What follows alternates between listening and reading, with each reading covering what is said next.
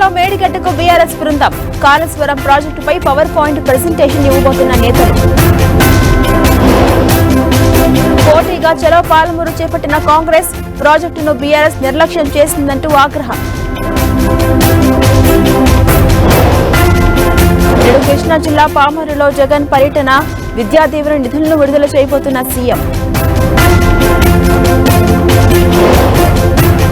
నేడు తిరుపతిలో కాంగ్రెస్ భారీ బహిరంగ సభ, ప్రత్యేక హోదాపై declaration ప్రకటించనున్న Sharmila.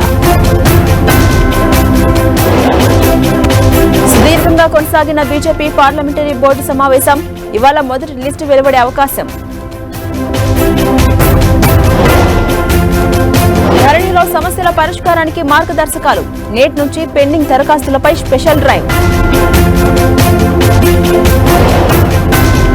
Radisson Blu drugs కేసులో కొనసాగుతున్న దర్యాప్తు, నేడు విచారణకు హాజరు కానున్న డైరెక్టర్ క్రిష్.